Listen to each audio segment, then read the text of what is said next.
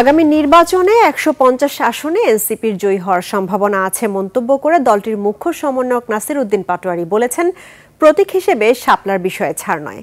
জুলাই সনদ বাস্তবায়ন ও সংস্কার ছাড়া নির্বাচন নিয়ে সন্দেহ প্রকাশ করে বিএনপি জামায়াতকে ভণ্ডামি বাদ দিয়ে নির্বাচনে আসার তাগিদ দেন তিনি। এদিকে ইউরোপীয় ইউনিয়নের প্রতিনিধি দলের সাথে বৈঠক করেছে নির্বাচন কমিশন। মানিক শিকদারের রিপোর্ট। সোমবার জাতীয় নাগরিক পার্টির এনসিপির মুখ্য সমন্বয়ক নাসির উদ্দিন পাটোয়ারীর নেতৃত্বে ৩ সদস্যের একটি প্রতিনিধি দল নির্বাচন কমিশনে বৈঠক করেন সিইসির সাথে। বৈঠক শেষে দলের নিবন্ধন ও প্রতীক নিয়ে নিজেদের অবস্থান স্পষ্ট করেন এনসিপির মুখ্য সমন্বয়ক। এই নির্বাচনে এনসিপির হাতে ১৫০টি আসন পেতে যাচ্ছে এনসিপি।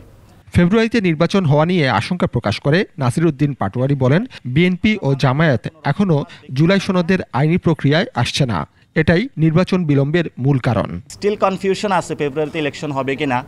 বিএনপি এবং জামায়াত যে দলগুলো আছে অথবা এক্সিস্টিং পলিটিক্যাল পার্টি, তারা কিন্তু জুলাই সনদের যে লিগ্যাল অ্যাসপেক্টটা সেই জায়গাতে এক্সিকিউশন লেভেলে তারা আসতেছে না, ফলত তাদের কারণে নির্বাচনটা ডিলে হচ্ছে। এটা কিন্তু অন্য কোনো কারণে নির্বাচনে, এই দুইটি দলের কারণে নির্বাচনটা ডিলে হচ্ছে, বিলম্বিত হচ্ছে। আমরা এই দুটি দলের কর্মী সমর্থক নেতৃবৃন্দকে আহ্বান জানাবো, আপনাদের কাছে মাপ চাই, জাতির দিকে তাকিয়েও হলো আপনারা এইসব ভণ্ডামি বাদ দেন। গণ অধিকার পরিষদের সাথে একীভূত হলেও দলের নাম এনসিপি এবং প্রতীক হিসেবে শাপলার বিষয়েও ছাড় নয় বলে জানান তিনি।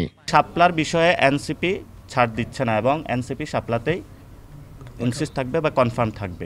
দলের নাম এনসিপি থাকবে এবং এনসিপির আন্ডারে আরো অনেকগুলো দল আসতেছে। প্রবাসী ভোটাধিকার নিশ্চিত করতে সিইসির সাথে আলোচনার অগ্রগতি তুলে ধরেন যুগ্ম আহ্বায়ক খালেদ সাইফুল্লাহ। ভোটার রেজিস্ট্রেশন নাই, কিন্তু পাসপোর্ট যদি থাকে তাদেরকে আপনারা ভোট দেওয়ার জন্য ব্যবস্থা করেন।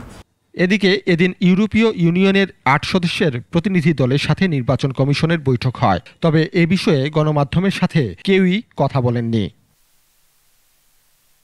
মানিক শিকদার, ২১ টেলিভিশন, ঢাকা।